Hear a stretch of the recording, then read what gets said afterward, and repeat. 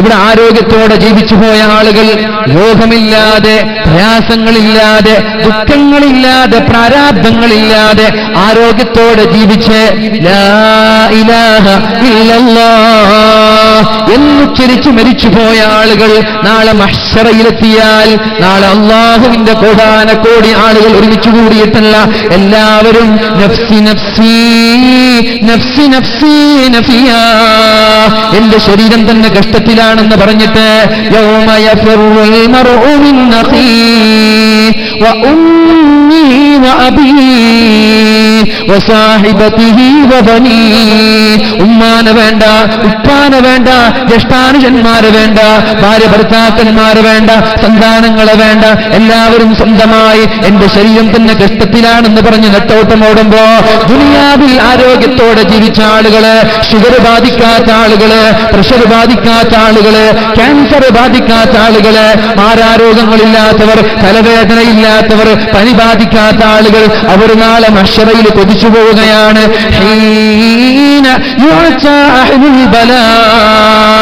ഇവിടെ ക്യാൻസർ ബാധിച്ചവർക്ക് അല്ലാഹു ഇവിടെ നൽകുന്ന സ്ഥാനം കാണുമ്പോ, ഇവിടെ ഷുഗർ ബാധിച്ച ആളുകൾക്ക് അല്ലാഹു സ്വർഗീയ ലോകത്ത് സ്ഥാനം നൽകുന്നത് കാണുമ്പോ, ഇവിടെ പ്രഷറും കൊളസ്ട്രോളും തലവേദനയും പനിയും ഛർദിയും നടുവേദനയും മുട്ടുവേദനയുമായി നിരന്തരമായി രോഗം കൊണ്ട് പരീക്ഷിക്കപ്പെട്ട ആളുകൾക്ക് അല്ലാഹു സ്വർഗീയ ലോകത്ത് ഉന്നതമായ തട്ട് നൽകുന്നത് കാണുമ്പോൾ, ഉന്നതമായ സ്ഥാനം നൽകുന്നത് കാണുമ്പോൾ അവർ അല്ലാഹുവിനോട് പറയുകയാണ്, ലൗ അന്ന ജുലൂദഹും കാനത് ഖുരിലത് ഫിദ്ദുനിയ ബിൽ മഖാദീർ. അല്ലാഹുവേ, എന്തോ എനിക്ക് രോഗം തരാത്തത്, എന്തോ എനിക്ക് പനി തരാത്തത്, എന്തോ എനിക്ക് തലവേദന തരാത്തത്, എന്റെ ശരീരത്തെ നല്ല കത്രികകൾ കൊണ്ടുവന്നിട്ട് കീറി മുറിക്കാമായിരുന്നില്ലേ? വെറും ഷുഗറല്ല, വെറും ക്യാൻസറല്ല, എന്റെ റബ്ബേ എനിക്ക് നീ ഭൂമിയിൽ രോഗം തരാത്തത്, വലിയൊരു കത്രികകൾ കൊണ്ടുവന്നിട്ട് എന്റെ ശരീരത്തെ കഷ്ണം കഷ്ണമായി നിനക്ക് മുറിച്ചു മാറ്റാമായിരുന്നില്ലേ? ആ ഒരു പരീക്ഷണം ഞാൻ ദുനിയാവിൽ നേരിട്ടിരുന്നെങ്കിൽ എനിക്കും ഇവരുടെ കൂടെ സ്വർഗത്തിലെത്താമായിരുന്നു, എനിക്കും ഇവരുടെ കൂടെ സ്വർഗത്തിന്റെ ഉന്നതമായ തട്ടിലെത്താമായിരുന്നു. ഇന്നലിൽ ജന്നതി മിഅതു ദറജ, സ്വർഗത്തിന് 100 തട്ടുകളാണുള്ളത്, 100 ദറജകളാണ് സ്വർഗത്തിനുള്ളത്. ഓരോ ആളുകൾക്ക് ഓരോ ദറജകൾ നൽകുമ്പോൾ അല്ലാഹുവിന്റെ ഹബീബായ മുഹമ്മദുർ റസൂലുള്ളാഹി സ്വല്ലല്ലാഹു അലൈഹി വസല്ലമ തങ്ങൾ പറയുകയാണ്, ഇന്നൽ അബ്ദ ഇദാ സബഖത് ലഹു മിനല്ലാഹി മൻസില. അല്ലാഹു ഒരാൾക്ക് സ്വർഗത്തിന്റെ 100ാമത്തെ തട്ട് നൽകാൻ അല്ലാഹു പ്ലാൻ ചെയ്താൽ, സ്ത്രീകളുടെ ബക്കറ്റ് വരുന്നുണ്ട് ഇൻഷാ അല്ലാഹ്. നമ്മുടെ വിഷയം പരീക്ഷണങ്ങളാണ്. അപ്പോൾ നമ്മൾ ശ്രദ്ധിക്കേണ്ടത്, ഈ ഹദീസും കൂടി പറഞ്ഞ് ഞാൻ ആ വിഷയത്തിലേക്ക് പോവാം. അതിനുമുമ്പ് ബക്കറ്റ് കൊടുക്കരുത്.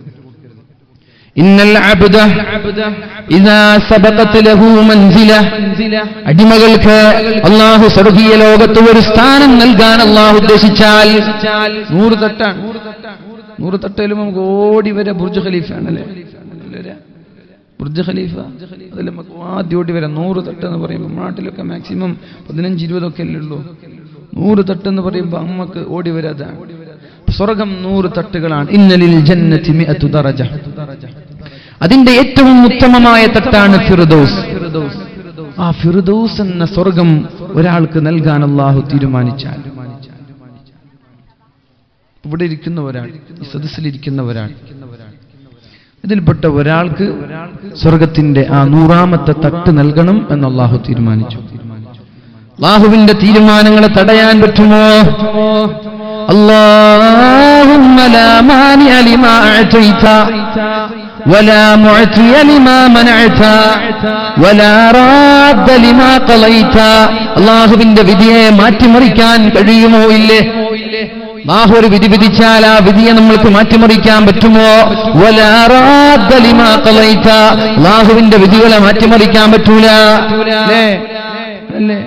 اللهم لا مانع لما أعطيت, അല്ലാഹുവേ നീ നൽകിയതിനെ തടയുന്നവനില്ല. ولا معطي لما منعت, നീ തടഞ്ഞതിനെ നൽകുന്നവനില്ല. ولا راد لما قضيت, നീ വിധിച്ചതിനെ തടയുന്നവനുമില്ല.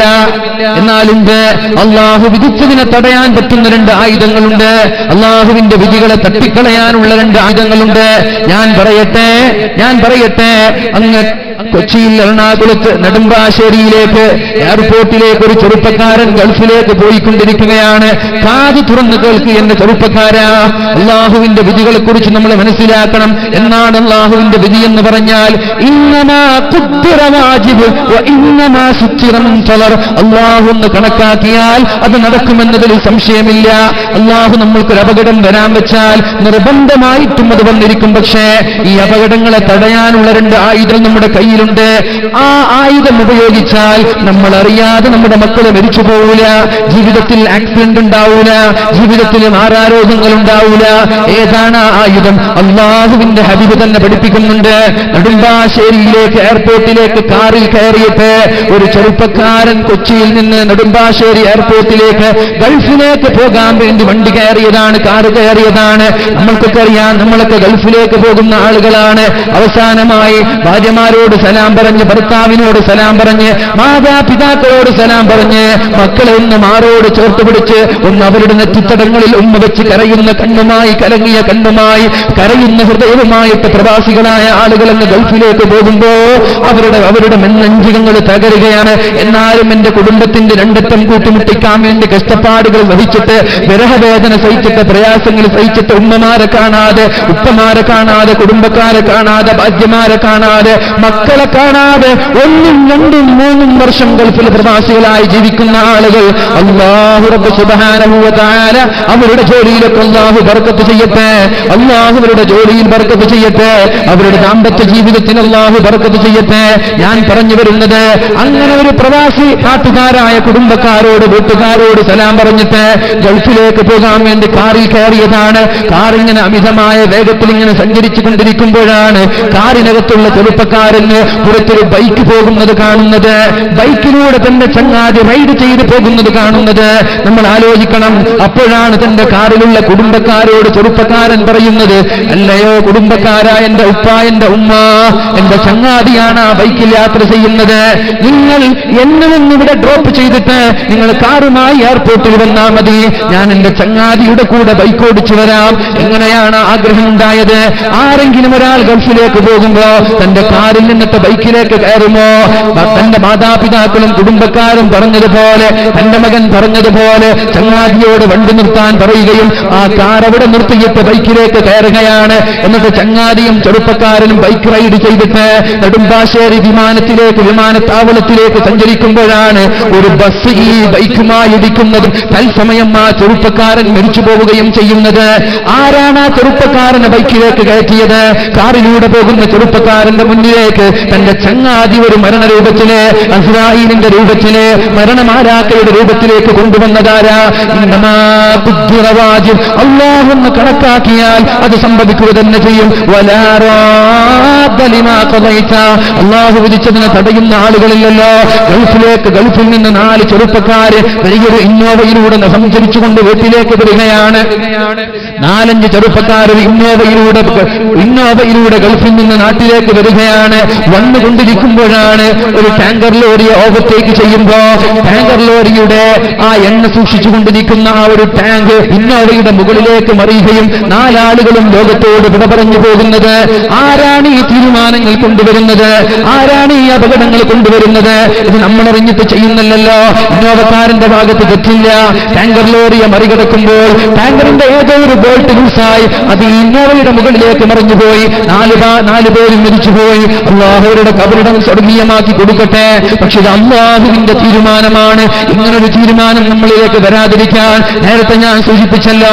നമ്മുടെ കരടിന്റെ കഷ്ണമായ ഹമീദ് എന്ന് പറയുന്ന കലോട്ടിലെ നമ്മുടെ മാഹിൻ കലോട്ടിന്റെ അനുജനായ നമ്മുടെ സമസ്ത കേരള ജംഇയ്യത്തുൽ ഉലമയ്ക്കും സുന്നത്ത് ജമാഅത്തിനും കൃത്യമായ നേതൃത്വവും അതിന്റെ ഉത്തമമായ രീതിയിൽ സംഘടനാ പ്രവർത്തനവും ചെയ്തുകൊണ്ടിരുന്ന ഹമീദ് എന്ന് പറയുന്ന ചെറുപ്പക്കാരൻ ഒരു ബൈക്ക് ആക്സിഡന്റ് സംഭവിക്കുമെന്ന് നമ്മൾ കരുതിയിരുന്നോ? നമ്മൾ ആരെങ്കിലും അങ്ങനെ ഊഹിച്ചിരുന്നോ? അങ്ങനെ ഒരു ഫോൺ കോൾ വരികയുണ്ടായി, ആക്സിഡന്റ് പറ്റി എന്ന് പറഞ്ഞിട്ട്. ആ സമയത്ത് ഞാൻ എറണാകുളത്തോ കോഴിക്കോടോ എവിടെയോ ആണ്. ഞാൻ വിചാരിച്ചത് നിസ്സാരമായ പരിക്കായിരിക്കുമെന്ന്. 3 ദിവസം കഴിഞ്ഞപ്പോഴേക്കും ലോകത്തോട് ഇവിടെ പറയുകയാണ്. ആരാണിത് തീരുമാനിച്ചത്? അവനറിഞ്ഞോ? നമ്മളറിഞ്ഞോ? ഇല്ലല്ലോ. ഇതുപോലൊരു അപകടം നമ്മളിലേക്ക് കടന്നു വരാതിരിക്കാൻ നമ്മളൊക്കെ കണ്ണിലെണ്ണ ഒഴിച്ച് സൂക്ഷിക്കുന്ന, കണ്ണിലുണ്ണിയായി കണ്ണിലെ കൃഷ്ണമണിയായി അതിയായി സ്നേഹിച്ചിരുന്ന കേരളക്കരയുടെ ന്യൂനപക്ഷമായ മുസ്ലിം സമൂഹത്തിന്റെ ശബ്ദമായിരുന്ന പാർലമെന്റിൽ വെച്ചെന്നിട്ട് മുസ്ലിമീങ്ങൾക്ക് വേണ്ടി ശബ്ദിച്ച, കേരളക്കാർക്ക് വേണ്ടി ശബ്ദിച്ച, ന്യൂനപക്ഷത്തിന് വേണ്ടി ശബ്ദിച്ച ഒരു രാഷ്ട്രീയ നേതാവ് ഈ അഹമ്മദ് സാഹിബ് ലോകത്തോട് വിട പറയുമെന്ന് നമ്മൾ കരുതിയിരുന്നു. പാർലമെന്റിൽ വെച്ചിട്ട് അദ്ദേഹം കുഴഞ്ഞു വീണ് മരിക്കുമെന്ന് നമ്മൾ കരുതിയിരുന്നു. ഇത് അല്ലാഹുവിന്റെ തീരുമാനമാണ്. പക്ഷേ അല്ലാഹു അദ്ദേഹത്തിന്റെ ഖബറിടം സ്വർഗീയമാക്കി കൊടുക്കട്ടെ, അല്ലാഹു അദ്ദേഹത്തിന്റെ ഖബറിടം വിശാലമാക്കി കൊടുക്കട്ടെ. ഈ കേരളക്കര ഇന്നും ദുഃഖിച്ചുകൊണ്ടിരിക്കുകയാണ്. ഒരുപാട് നഷ്ടങ്ങളാണ് നമ്മൾ നേരിട്ടുകൊണ്ടിരിക്കുന്നത്. ഒരുപാട് ആലിമീങ്ങൾ ഇവിടെ പറഞ്ഞു, ഒരുപാട് ഉന്നതരായ നേതാക്കൾ, രാഷ്ട്രീയക്കാർ നമ്മോട് ഇവിടെ പറഞ്ഞു. അല്ലാഹു ഇവർക്കൊക്കെ പകരം നൽകട്ടെ, അല്ലാഹു ഇവർക്കൊക്കെ പകരം നൽകട്ടെ. പക്ഷെ ഞാൻ നിങ്ങളോട് പറയാനുള്ളത്, ഇങ്ങനൊരു അപകടം നമ്മുടെ ജീവിതത്തിൽ വരാതിരിക്കാൻ വേണ്ടി അല്ലാഹുവിന്റെ ഹബീബ് പഠിപ്പിച്ചൊരു ദുആയുണ്ട്. അല്ലാഹുമ്മ ഹുദിനാ ഫീമൻ ഹദൈത് വആഫിനാ ഫീമൻ ആഫൈത് വതവല്ലനാ ഫീമാ തവല്ലൈത് വബാരിക് ലനാ ഫീമാ അഅതൈത് വഖിനാ ശർറ മാ ഖളൈത് വഖിനാ ശർറ മാ ഖളൈത്. ഞാൻ പറയട്ടെ, പിലാങ്കട്ടയിലുള്ള ആ ചെറുപ്പക്കാരുടെ 2 മക്കൾ മരിച്ചുപോയതെപ്പോഴാണ്? വീട്ടിലാരുമില്ലാത്ത സമയത്ത്, പെണ്ണുങ്ങളൊക്കെ അടുക്കളയിലുണ്ടാകുന്ന സമയത്ത്, ആ ഒരു കിണറ്റിന്റെ മുകളിലേക്ക് കയറി ഊഞ്ഞാലാടുന്നത് പോലെ അതിന്റെ നെറ്റിൽ കയറി ഊഞ്ഞാലാടിയത് ആളുകൾ അറിഞ്ഞില്ല. അവിടെ മെറ്റലൊരുമിച്ച് കൂടുമ്പോ ഇങ്ങനൊരു ദുരന്തം ഇവിടെ ഉണ്ടാകുമെന്ന് അവർ കരുതിയിട്ടില്ല. പക്ഷെ ഇങ്ങനൊരു അപകടം നമ്മുടെ വീട്ടിലേക്ക് വരാതിരിക്കാൻ, നമ്മുടെ കുടുംബങ്ങളിലേക്ക് വരാതിരിക്കാൻ, നമ്മുടെ നാട്ടിലേക്ക് വരാതിരിക്കാൻ 2 ആയുധങ്ങളാണ് നമ്മുടെ മുന്നിലുള്ളത്. അല്ലാഹുവിന്റെ ഖലാഅ് മാറ്റാൻ പറ്റുന്ന ഖലാഅുകളുണ്ട്. അല്ലാഹു ഒരു ഖലാഅ് വിധിച്ചാൽ, അല്ലാഹു ഒരു വിധി വിധിച്ചാൽ ആ വിധിയെ മാറ്റിമറിക്കാനുള്ള ആയുധങ്ങൾ അല്ലാഹുവിന്റെ ഹബീബായ മുഹമ്മദുർ റസൂലുള്ളാഹ് സല്ലല്ലാഹു അലൈഹി വസല്ലം തങ്ങൾ നമ്മോട് പഠിപ്പിച്ചിട്ടുണ്ട്. ഏതാണ് ആയുധം എന്നറിയോ? ഒന്ന് ദുആയാണ്, ഒന്ന് പ്രാർത്ഥനയാണ്. ലാ യറുദ്ദുൽ ഖദ്റ ഇല്ല ദുആ. ദുആ ചെയ്താൽ ഏത് ഖദ്റിനെയും മാറ്റിമറിക്കാൻ പറ്റും. അല്ലാഹു ഒരു തീരുമാനം വെച്ചാൽ, അല്ലാഹു നമ്മുടെ ജീവിതത്തിൽ ഒരു അപകടം ഉണ്ടാവാനുള്ള തീരുമാനമെടുത്താൽ ആ തീരുമാനത്തെ മാറ്റിമറിക്കാൻ നമ്മുടെ പ്രാർത്ഥനയ്ക്ക് കഴിയുമെന്ന് പരിശുദ്ധ റസൂലുള്ളാഹ്. ഏതുവരെ എന്നറിയുമോ? وهو يسترع في السماء مع البلاء. ഒരു ആക്സിഡന്റ് വരാൻ 45-ാമത്തെ വയസ്സിലെ ആക്സിഡന്റ് പറ്റി മരിച്ചു പോകാനാണ് അല്ലാഹുവിന്റെ തീരുമാനമാണെങ്കിൽ, ആ ചെറുപ്പക്കാരൻ 25-ാമത്തെ വയസ്സ് മുതൽ സുബ്ഹി നിസ്കാരത്തിന് മുന്നേ എണീറ്റുകൊണ്ട് ഉളൂ ചെയ്ത് തഹജ്ജുദ് നിസ്കരിച്ച് 2 കരങ്ങളും അല്ലാഹുവിലേക്ക് ഉയർത്തിയിട്ട് ദുആ ചെയ്യാറുണ്ട്. വഖിനാ ശർറ മാ ഖളൈത് വഖിനാ ശർറ മാ ഖളൈത് വഖിനാ ശർറ മാ ഖളൈത്. അല്ലാഹുവേ ശർറായ വിധിയിൽ നിന്ന് നീ എന്നെ കാക്കണേ അല്ലാ, ശർറായ വിധിയിൽ നിന്ന് നീ എന്നെ കാക്കണേ അല്ലാ, ശർറായ വിധിയിൽ നിന്ന് നീ എന്നെ കാക്കണേ അല്ലാ. എനിക്ക് നല്ലതും ശർറും ഖൈറും നീ വിധിച്ചിട്ടുണ്ടെന്ന് എനിക്കറിയാം. പക്ഷേ ശർറായ ഖലായിൽ നിന്ന്, അപകടങ്ങളിൽ നിന്ന്, മാരാരോഗങ്ങളിൽ നിന്ന്, കടക്കണിയിൽ നിന്ന്, മക്കളെ മരിച്ചു പോകുന്നതിൽ നിന്ന്, ഇതുപോലെയുള്ള പ്രയാസങ്ങളിൽ നിന്ന് എന്നെ കാക്കണേ എന്നുള്ള ദുആ എല്ലാവരും എല്ലാ നിസ്കാരശേഷവും ആവർത്തിക്കണം. ഒരു ദുആ നിസ്കാരം കഴിഞ്ഞാൽ ദുആ ചെയ്യണം. വഖിനാ ശർറ മാ ഖളൈത്. ദുഹർ നിസ്കാരം കഴിഞ്ഞാലും, അസ്ർ നിസ്കാരം കഴിഞ്ഞാലും, മഗ്രിബ് നിസ്കാരം കഴിഞ്ഞാലും, ഇശാ നിസ്കാരം കഴിഞ്ഞാലും സർവശക്തനായ ജഗന്നിയന്താവായ സർവലോക പരിപാലകനായ അല്ലാഹുവിലേക്ക് കൈയുയർത്തിക്കൊണ്ട് ദുആ ചെയ്യണം. വഖിനാ ശർറ മാ ഖളൈത്. അല്ലാഹുവേ ശർറായ വിധിയിൽ നിന്ന് ഞങ്ങളെ കാക്കണേ എന്ന് അല്ലാഹു കാക്കുമാറാവണേ. വഹുവ യസ്തരിഉ മഅൽ ബലാ. നമ്മൾക്ക് എന്തെങ്കിലും ഒരു അപകടം വരാൻ വേണ്ടി അല്ലാഹു കരുതിയിട്ടുണ്ടെങ്കിൽ ആ അപകടവുമായൊരു മൽപ്പിടുത്തം നടത്തും, ഒരു ഫൈറ്റ് നടത്തും. എന്നിട്ട് അപകടത്തെ തോൽപ്പിച്ച് ദുആ വിജയിക്കുമെന്ന് പരിശുദ്ധ റസൂൽ പറഞ്ഞല്ലോ. 45-ാമത്തെ വയസ്സിൽ ഒരു ആക്സിഡന്റ് പടച്ചോൻ കരുതിയിരിക്കുകയാണ്. ഈ ആക്സിഡന്റ് എന്ന് പറയുന്ന റബ്ബിന്റെ ശർറായ വിധിയുമായി നമ്മുടെ ദുആ ഒരു ഫൈറ്റിംഗ്. ജീവിതത്തിൽ വരാനിരിക്കുന്ന അപകടങ്ങൾ അഥവാ നമ്മളിങ്ങനെ വീട്ടിൽ ഉറങ്ങിക്കൊണ്ടിരിക്കുമ്പോഴാണ് മകൻ അല്ലെങ്കിൽ നമ്മുടെ മകൾ ബക്കറ്റിൽ വീണ് മരിക്കുന്നത്. ഈ അടുത്തൊരു വാർത്ത വായിച്ചു. ബക്കറ്റിൽ നിറയെ വെള്ളം നിറച്ചിട്ട് സർഫക്സൽ എടുക്കാൻ വേണ്ടി ഉമ്മ അകത്തേക്ക് ചെന്നതാണ്. സർഫക്സൽ എടുത്ത് ഉമ്മ പുറത്തേക്ക് വരുമ്പോൾ തല കീഴായി ബക്കറ്റിൽ വീണുകൊണ്ട് മരിച്ചു കിടക്കുന്ന പൊന്നുമോ. എങ്ങനെയാണ് ഇതൊക്കെ ഒരു ഉമ്മാക്ക് സഹിക്കാൻ പറ്റുക? എങ്ങനെയാണ് ഒരു ഉമ്മാക്ക് ഇതൊക്കെ സഹിക്കാൻ പറ്റുക? അതുകൊണ്ടാണ് ഞാൻ പറഞ്ഞത്, ജീവിതത്തിൽ ഇങ്ങനെ ഒരു അപകടങ്ങൾ വരാതിരിക്കാൻ വേണ്ടി അല്ലാഹുവിനോട് ദുആ ചെയ്തേക്ക്. അല്ലാഹുവേ, ശർറായ വിധിയിൽ നിന്ന് നീ എന്നെ കാക്കണേ അല്ലാഹ്. അല്ലാഹു കാക്കുമാറാവട്ടെ. ഇത് ഒന്നാമത്തെ ആയുധമാണെങ്കിൽ രണ്ടാമത്തെ ആയുധം അല്ലാഹുവിന്റെ ഹബീബ് പറഞ്ഞത് അസ്സദഖതു റദ്ദുൽ ബലാ. ജീവിതത്തിൽ പരീക്ഷണങ്ങളാണ്.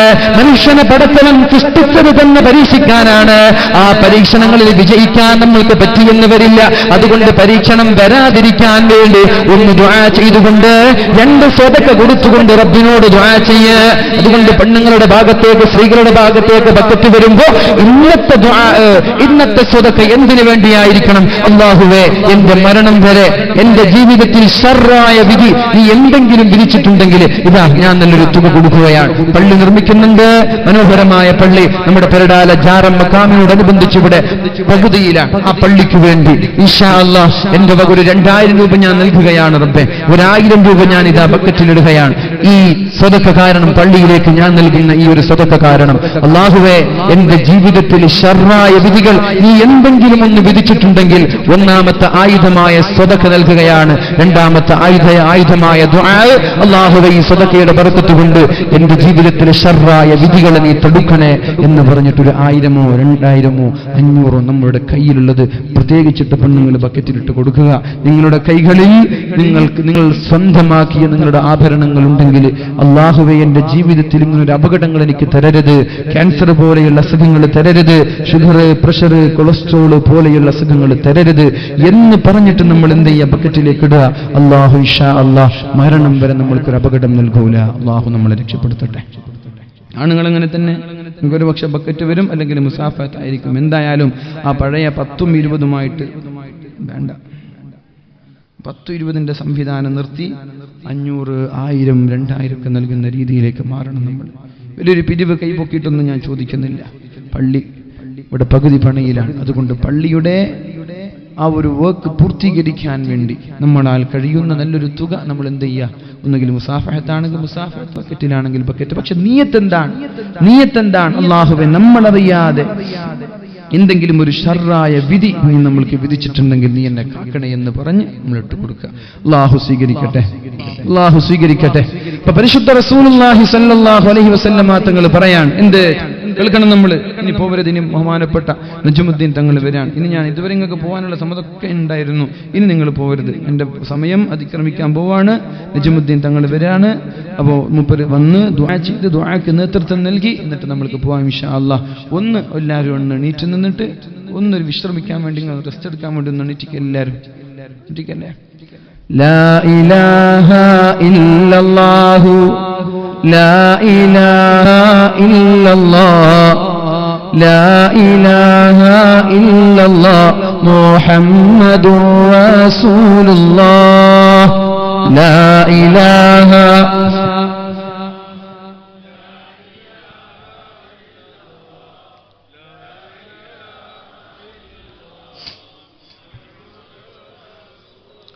صلى وسلم ربنا على الرسول نبينا محمد حبيبنا فكلنا يا ربنا لا إله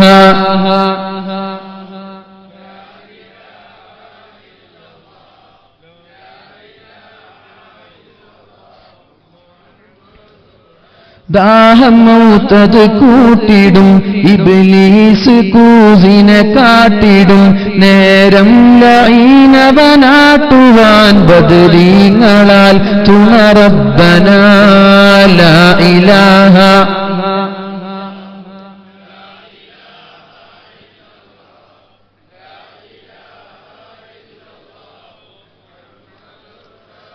ദാഹം മൗത്തത് കൂട്ടിടും ഇബ്ലീസ് കൂസിനെ കാട്ടിടും നേരം ലഈനവനാട്ടുവാൻ ബദരീങ്ങളാൽ തുണ റബ്ബനാ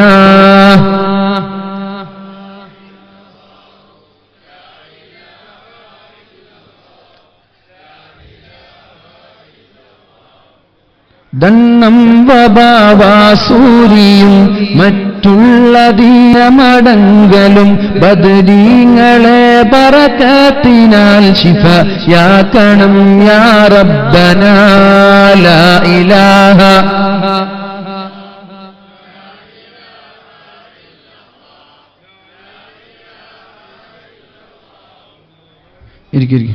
അല്ലാഹുവിന്റെ റസൂൽ സല്ലല്ലാഹു അലൈഹി വസല്ലം പറയാണ്, ഇന്നൽ അബ്ദ ഇദാ സബഖത് ലഹു മിനല്ലാഹി മൻസില, അല്ലാഹു ഒരാൾക്ക് ഉന്നതമായ സ്ഥാനം നൽകാൻ ഉദ്ദേശിച്ചാൽ, ഇനി അവിടെ ഇരിക്കുന്ന ആൾക്കൊക്കെ ഇവിടെ ഇരുന്നൂടെ? ഒരാളുകൾ പോകാൻ വേണ്ടിയിട്ട് തന്നെയാണ് നിർത്തിച്ചത്. അത് എണീറ്റ് പോകുമ്പോൾ ചില ആളുകൾക്ക് ഭയങ്കര മടിയുണ്ട്. എങ്ങനെയാണ് ഇപ്പോൾ എണീറ്റ് പോവാൻ? എണീറ്റ് നിർത്തിക്കുമ്പോൾ മെല്ലെ ഇടയിലൂടെ ഇങ്ങനെ പോവാം. അതുകൊണ്ട് വേണ്ടിയിട്ട് തന്നെയാണ് ഞാൻ നിർത്തിച്ചത്.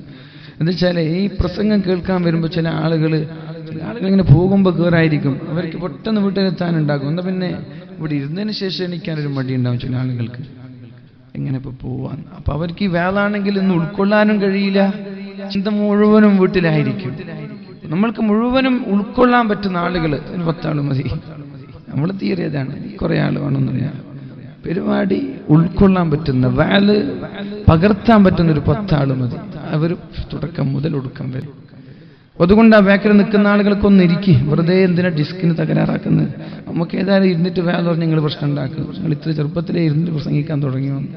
വേദന നമുക്കൊക്കെ എടുക്കുന്നുണ്ട്, മനസ്സിലായില്ല? എല്ലാ ദിവസവും ഈ സമയത്ത് 2-3 മണിക്കൂർ നിൽക്കൽ തന്നെയാണ്. നമ്മൾക്ക് ഏതായാലും ഇരിക്കാനൊരു അവസരം ഇല്ലാഞ്ഞിട്ടാണ്. നിങ്ങൾക്ക് അവസരമുണ്ട്, കസേരയുണ്ട്, അതുകൊണ്ട് ഇന്നിട്ട് ഇരിക്കും. വെറുതെ നടുവിനൊന്നും വേദനിപ്പിക്കേണ്ട. ഇൻഷാ അല്ലാഹ്. അപ്പൊ അള്ളാഹുവിന്റെ ഹബീബ് പറയാണ്, ഇവിടെ ഇരിക്കുന്ന ഒരാൾക്ക് അള്ളാഹു സ്വർഗത്തിന്റെ ഉന്നതമായ തട്ട് നൽകാൻ ഉദ്ദേശിച്ചു. പക്ഷെ അയാളുടെ ജീവിതം എന്ത്? അയാളിങ്ങനെ പാമ്പരേഖത്തുനിന്ന് കഞ്ചാവടിച്ച് ഇങ്ങനെ ഉപചരിക്കത്തൊക്കെ ഉണ്ടോ എനിക്കറിയില്ല. കഞ്ചാവടിക്കുന്ന ആളുകളൊക്കെ ഉണ്ടോ ഉപചരിക്കയില്? പണ്ട് 6ാം ക്ലാസ് വരെ സ്കൂൾ പഠിച്ചാണ്. അതിനുശേഷം പിന്നെ സ്കൂളുമായ ചെറുപ്പക്കാരായിട്ട് ബന്ധമില്ല, അതുകൊണ്ട് അറിയില്ല. അതുകൊണ്ട് അതിന്റെ വിഷയം എനിക്കറിയില്ല. അതുകൊണ്ട് ചോദിക്കാൻ അങ്ങനെയൊക്കെ ഉണ്ടോ? ഉണ്ടാവൂല എന്ന് ഞാൻ കരുതാണ്. അല്ലാഹു നല്ല ചെറുപ്പക്കാരാക്കി നമ്മുടെ ചെറുപ്പക്കാരെ അല്ലാഹു മാറ്റുമാറാവട്ടെ. ഇദാ സബഖത് ലഹു മൻസില, സ്വർഗ്ഗത്തിൽ ഉന്നതമായൊരു തട്ട്. അമ്പിയാക്കളും സഹാബാക്കളും രക്തസാക്ഷികളും ഒക്കെ ഒരുമിച്ച് കൂടുന്ന സ്വർഗ്ഗത്തിന്റെ ഫിർദൗസ് എന്ന തട്ട് അല്ലാഹു ഒരാൾക്ക് നൽകാൻ ഉദ്ദേശിച്ചാൽ, ഫലം യബ്ലുഗ്ഹാ ബിഅമലിൻ, പക്ഷേ നിസ്കാരം കൊണ്ടോ നോമ്പ് കൊണ്ടോ സദഖ കൊണ്ടോ അയാൾ അവിടേക്ക് എത്തിയില്ല. സ്വർഗത്തിന്റെ ഉന്നതമായ തട്ട് ലഭിക്കണമെങ്കിൽ ഒരുപാട് അധ്വാനം വേണ്ട. അയാൾ ഇവിടെ അധ്വാനിക്കുന്നില്ല. എന്നാൽ പിന്നെ എങ്ങനെയാണ് അവിടെ എത്തുക? അള്ളാഹു ഇവിടെ എത്തുമെന്ന് എഴുതി വെച്ചിരിക്കുകയാണല്ലോ.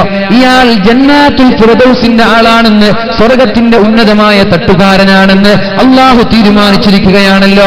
എങ്ങനെയാണ് അവിടെ എത്തിപ്പെടുക?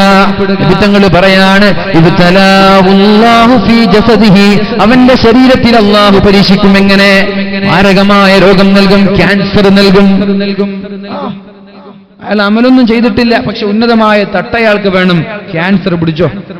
പക്ഷെ ഒരു കാര്യം, രോഗം വന്നു, മാരകമായ രോഗം വന്നു. അത് ക്ഷമിച്ചില്ലെങ്കിൽ അല്ലാഹു നമ്മുടെ പാപങ്ങൾ പുറത്തു തരൂല. മഹാനായ സിദ്ദീഖുൽ അക്ബർ റളിയല്ലാഹു അൻഹു, അദ്ദേഹത്തിന് 7 വർഷമായി പല്ലുവേദനയാണ്. 7 വർഷമായി പല്ലുവേദനയാണ്. ആ പല്ലുവേദനയെ കുറിച്ച് മഹാനായ സിദ്ദീഖ് തങ്ങൾ നബി തങ്ങളോട് പറഞ്ഞിരുന്നില്ല. കേൾക്കുന്നുണ്ടോ? നമുക്കൊരു പനി വന്ന അപ്പൊ പിന്നെ ഗൾഫിലേക്ക് മക്കൾക്കും വിളിച്ചു, പെമ്മക്കൾക്കും വിളിച്ചു, പെങ്ങന്മാർക്കും വിളിച്ചു, ആങ്ങളമാർക്കും എല്ലാവർക്കും വിളിച്ചിട്ട് എനിക്ക് പനിയാണ്, എനിക്ക് സുഖമില്ല, എനിക്ക് കഴിയുന്നില്ല. ഇതാണ് നമ്മുടെ സ്വഭാവം. ഒരു പനി വരുമ്പോ, ഒരു തലവേദന വരുമ്പോ, ഒരു നടുവേദന വരുമ്പോ നാട്ടുകാരൊക്കെ അറിയിച്ചു പറഞ്ഞിട്ട് കാര്യമില്ല. അതുകൊണ്ട് നമ്മുടെ പാപം പൊറുക്കപ്പെടുമെന്ന് പ്രതീക്ഷിക്കേണ്ട. മഹാനായ സിദ്ദീഖുൽ അക്ബർ റളിയല്ലാഹു അൻഹു, അദ്ദേഹം 7 വർഷമായി പല്ലുവേദന. നബി തങ്ങളോട് പറയാമായിരുന്നു, പക്ഷെ പറഞ്ഞില്ല. നബി തങ്ങളോട് പറയാമായിരുന്നു തന്റെ പല്ലുവേദനയെ കുറിച്ച്, പക്ഷേ നബി തങ്ങളോടും പറഞ്ഞില്ല. ഒരിക്കൽ അല്ലാഹുവിന്റെ ഹബീബിന്റെ സമീപത്തേക്ക് ജിബ്രീൽ അലൈഹിസ്സലാം വന്നുകൊണ്ട് പറയുകയാണ്, സിദ്ദീഖ് തങ്ങളോട് സലാം പറയണം, സിദ്ദീഖിനോട് സലാം പറയണം, എന്നിട്ട് ചോദിക്കണം, നിങ്ങളുടെ അസുഖം മാറിയിട്ടുണ്ടോ, നിങ്ങളുടെ അസുഖത്തിന് ശിഫ ലഭിച്ചിട്ടുണ്ടോ എന്ന് സിദ്ദീഖ് തങ്ങളോട് ചോദിക്കാൻ അല്ലാഹു പറഞ്ഞേക്കുകയാണ് ജിബ്രീൽ അലൈഹിസ്സലാമിനെ. നബി തങ്ങൾ ചോദിച്ചു, സിദ്ദീഖ്, ജിബ്രീൽ അലൈഹിസ്സലാം അങ്ങയോട് സലാം പറയുകയാണ്.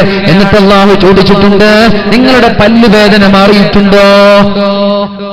എന്തു വേദനയായിരുന്നു? പല്ലുവേദന. എന്ന് തുടങ്ങിയതാ 7 വർഷമായി നബിയെ. പിന്നെ എന്തേ എന്നോട് പറയാത്തത്? കൈഫ അസ്തകീ അനിൽ ഹബീബ് ഇലൽ ഹബീബ്. കേൾക്കൂ എന്റെ സഹോദരിമാരെ, കേൾക്കൂ എന്റെ സഹോദരങ്ങളെ, എന്റെ രക്ഷിതാക്കളെ. 7 വർഷമായി പല്ലുവേദന എന്റെ കരളിന്റെ കഷ്ണമായ എന്റെ ഹബീബിന്റെ നിഴലായ സിദ്ദീഖ് തങ്ങൾ നബി തങ്ങളോട് പറഞ്ഞിട്ടില്ല. എന്തേ പറയാതിരിക്കാനുള്ള കാരണം? കൈഫ അഷ്കൂ അനിൽ ഹബീബ് ഇലൽ ഹബീബ്. നബിയേ, അല്ലാഹു എനിക്ക് തന്ന രോഗം, ആ രോഗത്തെ ഞാൻ എങ്ങനെയാണ് നിങ്ങളോട് പരാതി പറയുക? അല്ലാഹു തന്ന രോഗമല്ലേ, ഞാൻ എങ്ങനെയാണ് നിങ്ങളോട് ഇത് പരാതി പറയാ? എന്റെ സ്നേഹിതനായ അല്ലാഹു എനിക്ക് തന്ന രോഗത്തെ മറ്റൊരു സ്നേഹിതനോട് ഞാൻ എങ്ങനെയാണ് പറയുക?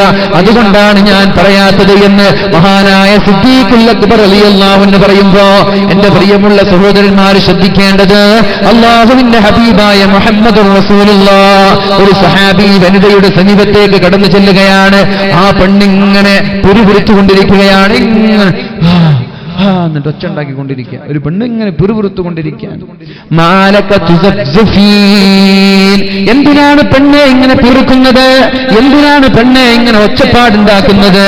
നബി തങ്ങൾ ചോദിച്ചു. പനി ബാധിച്ചിങ്ങനെ കിടക്കുന്ന പെണ്ണിനോട് പിറുപിറുത്തുകൊണ്ട് ഒച്ചപ്പാടുണ്ടാക്കി കൈക്കുടഞ്ഞ് അട്ടഹസിച്ച് ഇങ്ങനെ ദേവനാദികളും ആപനാദികളും ഉണ്ടാക്കിക്കൊണ്ടിരിക്കുന്ന ഒരു സഹാബി വനിതയോട് അല്ലാഹുവിന്റെ ഹബീബ് ചോദിച്ചു, മാലക്കി തുസഫീൻ, എന്തിനാണ് ഇങ്ങനെ പിറുപിറുക്കുന്നത്?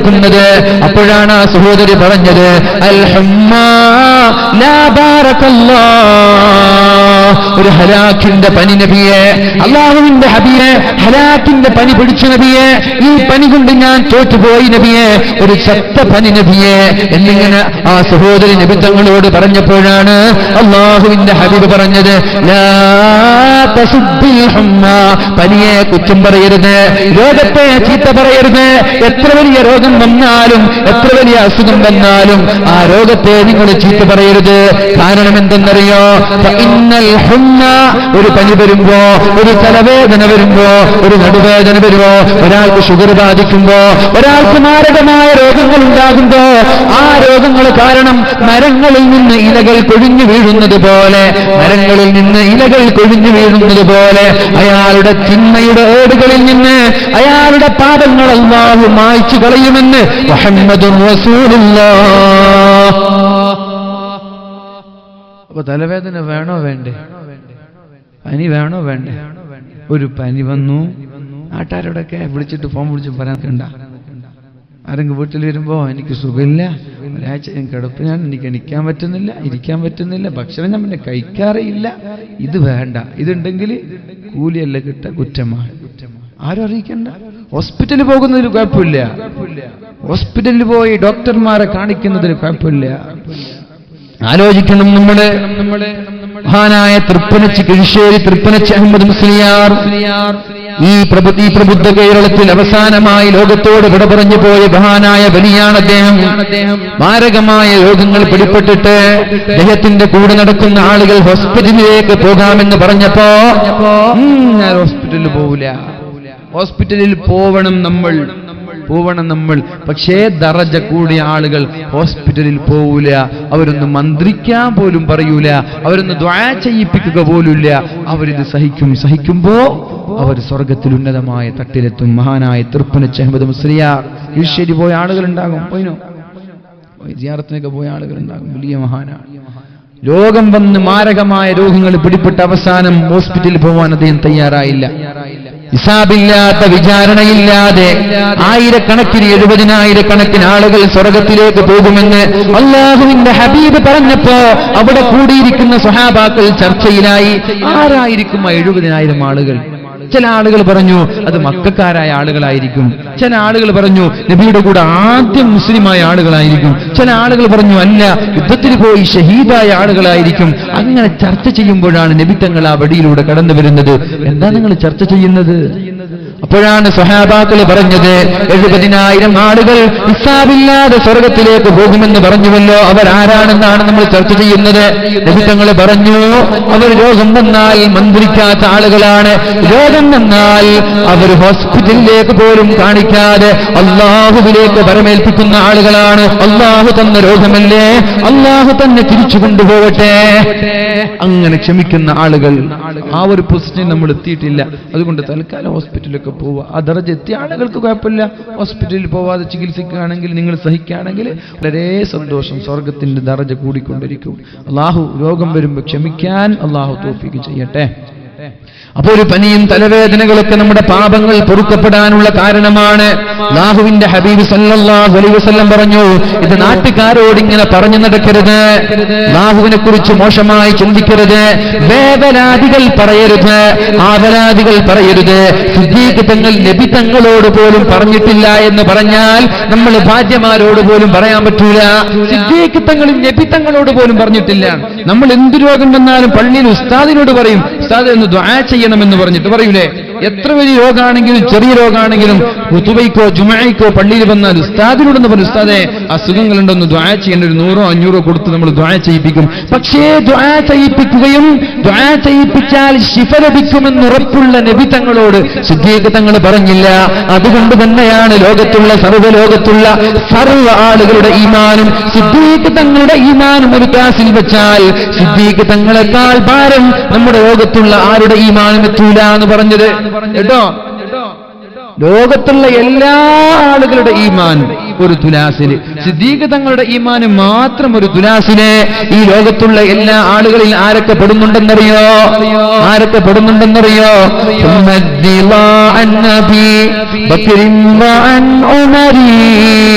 وعن علي وعن عثمان ذي الكرم سعد سعيد زبير طلحة وأبي عبيدة وابن عوف عاشر الكرم. സ്വർഗം കൊണ്ട് സന്തോഷവാർത്ത അറിയിക്കപ്പെട്ട 10 പേരിൽ 9 പേരും ഈ തുലാസിലാണ്. റാബിഅത്തുൽ അദബിയ ഈ തുലാസിലാണ്. നഫീസത്തുൽ മിസ്രിയ ഈ തുലാസിലാണ്. 90 ലക്ഷം ആളുകൾ ഹാജ കാരണം ഇസ്ലാമിലേക്ക് കടന്നു വന്നിട്ടുണ്ട്. ആ മുഈനുദ്ദീനുൽ ചിശ്തി ഇവിടെയാണ്, മഹാനായ മുഹയ്യിദ്ദീൻ ശൈഖ് ഇവിടെയാണ്. ഇവിടെ ഇന്ന് ജീവിച്ചിരിക്കുന്ന ആലിമീങ്ങൾ, അല്ലാഹുവിന്റെ ഹബീബിന്റെ കാലശേഷമുള്ള കണ്ടതും കാണാത്തതും അറിഞ്ഞതും അറിയാത്തതുമായ സകല സൂഫി വര്യന്മാരും ഈ തുലാസിലാണ്. സിദ്ദീഖ് തങ്ങൾ ഒറ്റയ്ക്കാണ് ഈ തുലാസിൽ നിൽക്കുന്നത്. എന്നാലും സിദ്ദീഖ് തങ്ങളുടെ തുലാസിന്റെ ഈമാനിനാണ് ഭാരമെന്ന് പരിശുദ്ധ റസൂലുള്ളാഹ്. ഇത് വെറുതെ പറഞ്ഞതല്ല. 7 വർഷമായി പല്ലിന്റെ വേദനയുണ്ടായിട്ട് തന്റെ ഹബീബിനോട് പോലും പരാതി പറഞ്ഞിട്ടില്ല. പരാതി പറഞ്ഞാൽ അള്ളാഹുവിനെ കുറിച്ച് പരാതി പറഞ്ഞതുപോലെ ആവൂലേ? അതുകൊണ്ടാണ് പരാതി പറയാത്തത്. എന്റെ പ്രിയപ്പെട്ട നാട്ടുകാരോട് എനിക്ക് പറയാനുള്ളത്, അതുകൊണ്ട് രോഗം വന്നാൽ, പ്രയാസങ്ങളുണ്ടായാൽ, കടക്കണയുണ്ടായാൽ, വീടില്ലെങ്കിൽ കല്യാണത്തിന് ബാധ്യതയുണ്ടായാൽ നാട്ടുകാരെ ഏൽപ്പിക്കാൻ നിൽക്കണ്ട. ആദ്യം അല്ലാഹുവിനോട് പറയും. നിങ്ങളുടെ മനസ്സുകളിൽ കുത്തിവെക്കാനുള്ള മനോഹരമായൊരു ഹദീസ് ഞാൻ പഠിപ്പിച്ചു തരട്ടെ. ഈ ഹദീസ് പഠിച്ചു വെച്ചാൽ പിന്നെ ടെൻഷനില്ല, ഈ ഹദീസ് പഠിച്ചു വെച്ചാൽ പിന്നെ പ്രയാസമില്ല. നിങ്ങൾ പഠിക്കണം, നിങ്ങളുടെ മക്കളോട് പറഞ്ഞു കൊടുക്കണം, നിങ്ങളുടെ ഭാര്യമാരോട് പറഞ്ഞു കൊടുക്കണം. ഏതാണ് ആ ഹദീസ്? അല്ലാഹുവിന്റെ ഹബീബ് പറയാണ്, ഇന്നീ ഉഅല്ലിമുക കലിമാത്. നിങ്ങൾക്ക് ഞാൻ ചില കാര്യങ്ങൾ പഠിപ്പിച്ചു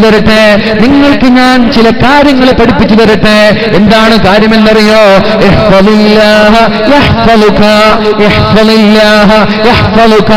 അല്ലാഹുവിനെ നീ സൂക്ഷിച്ചാൽ അല്ലാഹു നിന്നെയും സൂക്ഷിക്കുമെന്ന് പരിശുദ്ധ റസൂലുള്ളാഹ്. വീടിൽ ഒറ്റയ്ക്കാണ് കിടന്നുറങ്ങുന്നത്, ആരാരും കാണാതെ ഹറാം ചെയ്യാനൊരു സാഹചര്യമുണ്ടായാൽ എന്റെ റബ്ബ് ഇത് കാണുന്നുണ്ടല്ലോ എന്ന് പറഞ്ഞിട്ട് ഒറ്റയ്ക്കിരിക്കുമ്പോൾ അല്ലാഹുവിനെ സൂക്ഷിച്ചാൽ ആംബസിലെത്തി, കലാലയങ്ങളിലെത്തി, സ്കൂളിലെത്തി, കോളേജിലെത്തി, അവിടെ ഉമ്മയില്ല, അവിടെ ഉപ്പയില്ല, അവിടെ നാട്ടുകാരില്ല, അവിടെ മാതാപിതാക്കളില്ല, പിന്നെ അവിടെ എന്തുമാവാമെന്നല്ല, എന്നെ കാണുന്ന എന്റെ റബ്ബുണ്ടല്ലോ.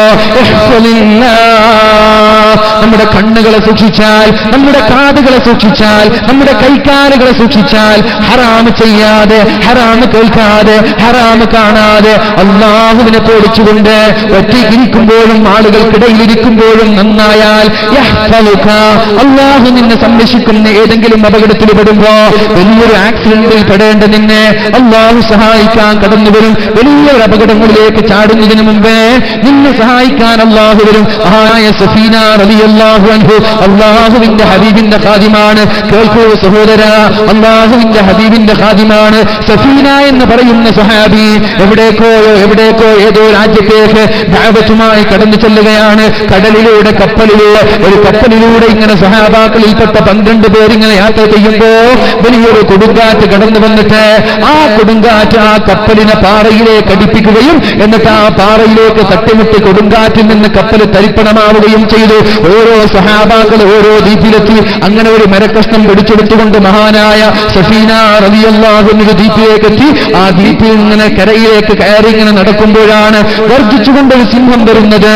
ഒരു സിംഹം ഇങ്ങനെ ഗർജിച്ചുകൊണ്ട് വരുന്നത്. അദ്ദേഹത്തെ അറ്റാക്ക് ചെയ്യാൻ, അദ്ദേഹത്തെ കടിച്ചു കീറാൻ, അദ്ദേഹത്തെ തിന്നുകളയാൻ സിംഹം അടുത്തു വരുമ്പോഴാണ് മഹാനായ സഫീന റളിയല്ലാഹു അൻഹു പറയുന്നത്, കളിക്കരുത്, അന സഫീനത്തു മൗലാ റസൂലില്ലാഹ്, ഞാൻ അല്ലാഹുവിന്റെ ഹബീബിന്റെ ഖാദിമായ, മുത്തുനബിയുടെ ഖാദിമായ, റസൂലിന്റെ ഖാദിമായ, മുഹമ്മദിന്റെ ഖാദിമായ സഫീനയാണ് ഞാനെന്ന് പറയുമ്പോ ഗർജിക്കാൻ വന്ന സിംഹം തലതാഴ്ത്തി ഓച്ചാനിച്ച് നിൽക്കുകയാണ്. ചരിത്രം രേഖപ്പെടുത്തുന്നുണ്ട്, നമ്മൾ ഒട്ടകങ്ങളിൽ സഞ്ചരിക്കുന്നത് പോലെ, കുതിരയുടെ മുകളിൽ കയറി സഞ്ചരിക്കുന്നത് പോലെ സിംഹത്തിന്റെ മുകളിൽ കയറിയിട്ട് ഈ സഹാബിക്ക് നാട്ടിലേക്കുള്ള വഴി കാണിച്ചു കൊടുത്തിട്ടാണ് സിംഹം മടങ്ങിപ്പോയത് എന്ന് ചരിത്രം പറയുമ്പോ അല്ലാഹുവിനെ നമ്മൾ സൂക്ഷിച്ചാൽ അല്ലാഹു നിന്നെ സംരക്ഷിക്കുമെന്ന് പരിശുദ്ധ റസൂലുള്ളാഹ്. എന്റെ മഹലിൽ ഒരു സഹോദരനുണ്ട്, അദ്ദേഹത്തിന് കണ്ണു കാണാറില്ല. പക്ഷേ ഇടയ്ക്കിടെ മാലിക് ദിനാർ എന്ന് പറയുന്ന അല്ലാഹുവിന്റെ ഹബീബിന്റെ പ്രിയപ്പെട്ട സ്വഹാബി അന്ത്യവിശ്രമം കൊള്ളുന്ന മക്കാമിലേക്ക് സിയാറത്തിന് വേണ്ടി പല ദിവസങ്ങളിലും വരാറുണ്ട്. അങ്ങനെ ഒരു ദിവസം കാസർഗോഡ് ജില്ലയിൽ റെയിൽവേ സ്റ്റേഷനിൽ ഇറങ്ങിയിട്ട് മാലിക് ദിനാറിലേക്ക് നടന്നുകൊണ്ടിങ്ങനെ റെയിൽപാളത്തിലൂടെ കടന്നു പോകുമ്പോഴാണ് കണ്ണു കാണാത്ത, ചെറിയ തോതിലെ കണ്ണു കാണുന്നുള്ളൂ. നടന്നു പോകുമ്പോഴാണ് ട്രെയിനിന്റെ ശബ്ദം കേൾക്കത്. ആ ട്രാക്കിലൂടെ ട്രെയിൻ ഓടി വരുമ്പോഴാണ് ഏതോ ഒരാൾ അദ്ദേഹത്തെ തള്ളിയിടുന്നത്. ആരാണെന്ന് അദ്ദേഹത്തിന് അറിയില്ല, അദ്ദേഹത്തിന് അയാളെ മുമ്പ് കണ്ടിട്ടില്ല, അദ്ദേഹം ആരാണെന്നറിയില്ല. ഒരു ദിവസം റെയിൽവേ സ്റ്റേഷനിൽ ഞാൻ ഇരിക്കുമ്പോ എന്റെ തൊട്ടപ്പുറത്തിരുന്നു കൊണ്ട് അദ്ദേഹം എന്നോട് കഥ പറഞ്ഞു തരികയാണ്. ആരോ ഒരാൾ ട്രാക്കിൽ നിന്ന് തള്ളി മാറ്റി പുറത്തേക്കിട്ടോ. ഞാൻ താഴെ വീണ ഉടനെ ട്രെയിൻ ഇങ്ങനെ സഞ്ചരിക്കുകയുണ്ടായി. എന്നിട്ട് എന്റെ കൂടെ മാലിക് ദിനാർ മക്കാമിലേക്ക് കൊണ്ടെത്തിച്ചു. ആരാണ് അവിടേക്ക് സഹായിയെ കൊണ്ടുവരുന്നത്?